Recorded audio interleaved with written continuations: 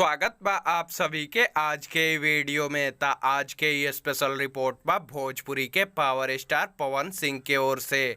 आप लोग के बता दी कि भोजपुरी के पावर स्टार पवन सिंह के आप सभी के बीच में बहुत ही शानदार और जबरदस्त नया गाना आवे वाला बा, जौना गाना के नाम बा नजर मिलाओ बबुआन से। ये गाना के first look poster social media के माध्यम से रिलीज कर देहल गइल बा, जौना के आप लोग स्क्रीन पर देख सकतनी। ई गाना के गौले बाड़े पावर स्टार पवन सिंह जी और सोना सिंह जी, और ई गाना के लिखले बाड़े विनय निर्मल जी, और ई गाना के संगीत से सजेले बाड़े छोटे बाबा बसही जी। आप लोग के बता दी कि पावर स्टार पवन सिंह जी के ई गाना अभी कमिंग सून में बा, लेकिन खबर ई आ रहल बा कि ए गाना के आप सभी के बीच में 2 से 3 दिन के अंदर PRA फिल्म्स के ऑफिशियल यूट्यूब चैनल से रिलीज कर देहल जाई। आप लोग कमेंट में बताएं कि आप लोग के पावर स्टार पवन सिंह के आवे वाला गाना के फर्स्ट लुक पोस्टर और नाम कैसन लागल।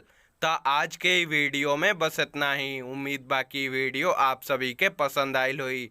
वीडियो पसंद आयल तो वीडियो के लाइक कर दी, शेयर कर दी, कमेंट करी, और चैनल पर नया बानी तो भोजपुरी सिनेमा से जुड़ल सभी खबर सबसे पहले और बिल्कुल फ्री में देखे खातिर हमनी के चैनल के सब्सक्राइब कर ली और घंटी के बटन के दबा के नोटिफिकेशन के ऑल कर दी, ताकि हमार सभी वीडियो के लेटेस्ट नोटिफिकेशन आप तक सबसे पहले पहुँचे।